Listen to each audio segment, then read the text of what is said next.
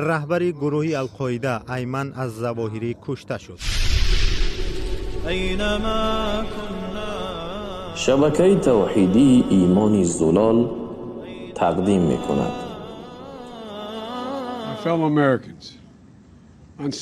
جو بایدن پرزیدنت ایالات متحده آمریکا روز 1 آگوست درباره نتیجه های عملیات روز یکشنبه خبر داد و گفت که در شهر کابل رهبر گروه القاعده ایمن الظواهری کشته شد. با اطلاع مقامات اکتشافی آمریکایی، رهبر گروهی که سال 2001 به آمریکا حمله مدهش و پرقربانی تشکیل کرده است، با استفاده از درون یا هواپیمای بی سرنشین هدفمندانه و بدون آسیب به اعضای عائله‌اش کشته شد. ظواهری که زاده مصر و 71 ساله بود، بعدی در سال 2011 در پاکستان کشته شدن اسامه بن لادن، مؤسس القاعده، رهبری این سازمان تروریستی را بر عهده گرفت. کشتار ظواهری ضربه سنگینی به این تشکل است، گفت پرزیدنت جو بایدن. به قول او عدالت برقرار شد و این رهبری تروریست دیگر وجود ندارد. کاتب دولتی ایالات متحده آمریکا انتونی بلینکن گفت در شرایطی که طالبان خواهش یا امکان اجرای عهده‌داری‌های بین المللی را ندارند، ایالات متحده آمریکا از راه دفاع از حقوق بخصوص زنان و دختران کمک رسانی به مردم افغانستان را ادامه خواهد داد. کشتار ظواهری واکنش‌های بین المللی را به بار آورد. وزارت کارهای خارجی عربستان سعودی گفت که ظواهری رهبر تروریسم ارزیابی میشد و در اندیشه تشکیل عملیات تروریستی در ایالات متحده آمریکا و عربستان سعودی بود. نخست وزیر کانادا جاستین تریودو در توییتر نوشت که کشتار ظواهری یک قدم به سوی ایجاد جهانی امن‌تر می باشد. در همین حال ذبیح الله مجاهد، سخنگوی حکومت طالبان، حمله به سرنشین به یک منزل در شهر کابل را تصدیق کرد، ولی گفت در آن کسی اقامت نداشت. او در خبرنامه این حمله را محکوم و عملکرد امریکا را نقض قاعده‌های بین المللی دانسته است. سابق پرزیدنت ایالات متحده آمریکا باراک اوباما هم توسط توییتر از این خبر استقبال کرد و گفت که خبری اخیر ثابت کرد که مبارزه با ریشه‌های تروریسم حتی به آنکه در حالت جنگ در افغانستان قرار داشته باشند امکان پذیر است.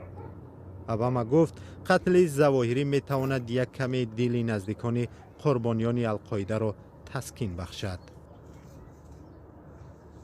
در افغانستان میفهمند که حکومت طالبان دنبال چه مقصد و هدفی بود.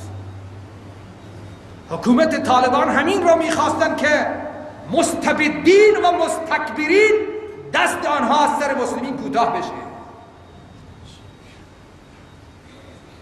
القاعده هم همین را میخواست.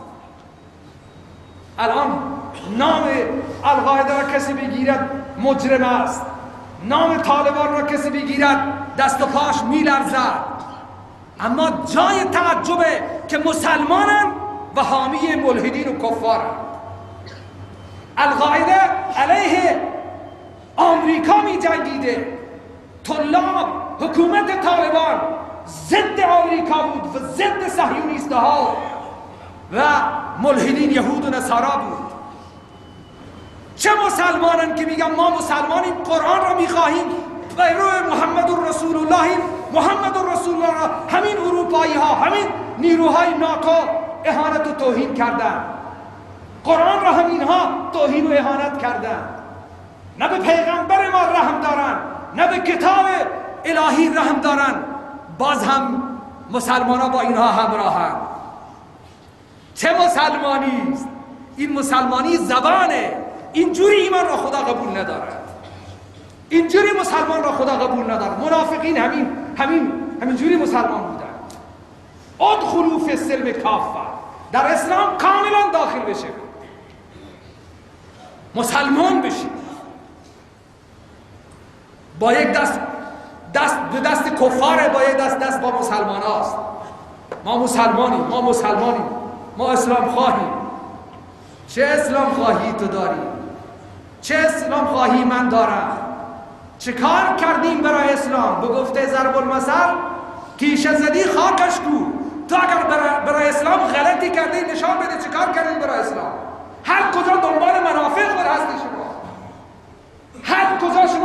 دنبال خواسته های فقط نفسانی و خواهشات دنیوی مال و ثروت هستید.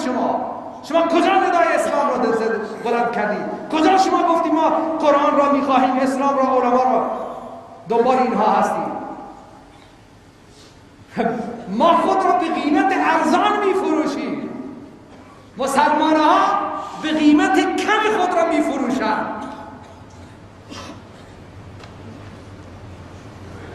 کجاست؟ چه کار کردی؟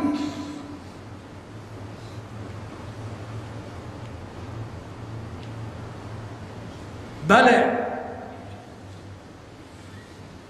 امروز اگر واقعا ایمانی هست باید کشورهای اسلامی حمایت کنند از طالبان در افغانستان.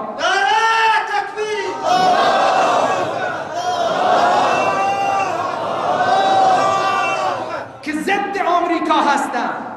القاعده ضد آمریکاه، ضد مستبدینه، ضد مستکبرینه. بله، چنان هیولای از اهل دین و اسلام که کفار و ملحدین جلوی ما آوردن که از نام بردن آن می ترسند همه. بله، در زمان محمد رسول الله هم تا زمانی که امیرالمومنین عمر بن خطاب مسلمان نشده بود هم کسی اگر میگفت من مسلمان شدم هم همینطور بود، قاچاق. میدانید یا نه؟ تاریخ اول بعثت را مطالعه بکنید. در سرزمین مکه تا روزی که امیرالمومنین بود رضی الله عنه تا عمر بن خطاب نیامد جلوی رسول الله زانو نزد و نگفت اشهد ان لا اله الا الله و اشهد ان محمد رسول الله و شمشیر را به دست گرفت و از محضر رسول الله بلند شد و فرمود ای رسول خدا، من الان میخواهم که نام خدا باید علنی گرفته بشود. اذان، نماز، الله اکبر و لا اله الا الله علنی بشه. اگر نه آمدن من در اسلام معنایی ندارد و من به مستکبر زمان ابو جهل اعلان میکنم که من محمدی شدم صلی الله علیه و سلم. حدیث صحیح بگیر کردی عمل بکن و تو حنفی هستی، از حنفیت نمیدونی. چرا فکر به خودش هست؟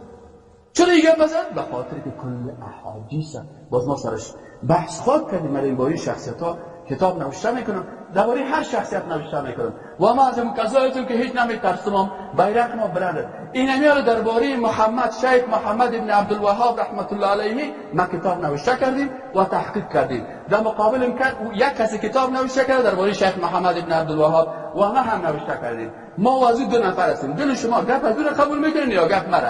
درباره شیخ محمد ابن عبدالوهاب یک کتابی که در افغانستان شهرت داره و نوشته شده و در بازار فروخته میشه مستر همبر انگلیس است. اون نوشته کرده و یک کتاب مستر ظاهر دایی مسلمان است. اینا دل تو گپ انگلیس میگیری نوش جانت.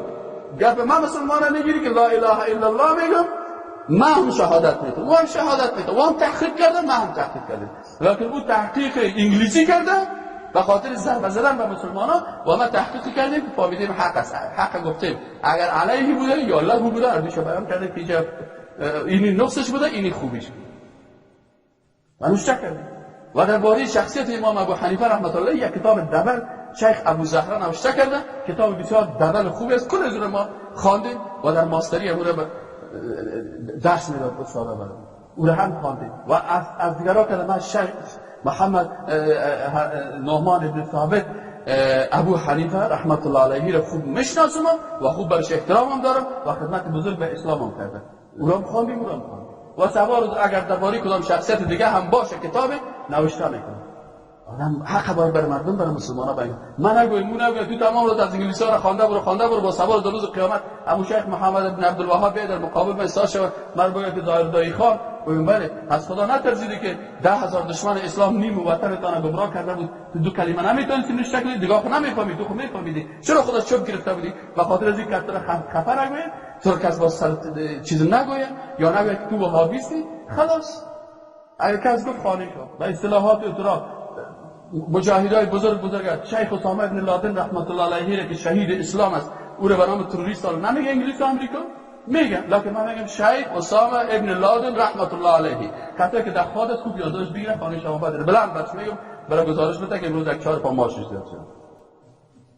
باید بگویید ولو که الان بگید ما در پانتون هم برجام گفتیم امروزی که فوت کرده دیگه تو میتونید من نه برادر لالایتان براتان میگه که شیخ اسامه ابن لادن رحمت الله علیه گفتن نوکر امریکایی، گفتم نوکر امریکایی کرد که امیال دخترکاش که امریکایی کار میکنه. اگه اون دختر اسامه کار کرده اهلا و سهلا مختابال نیده.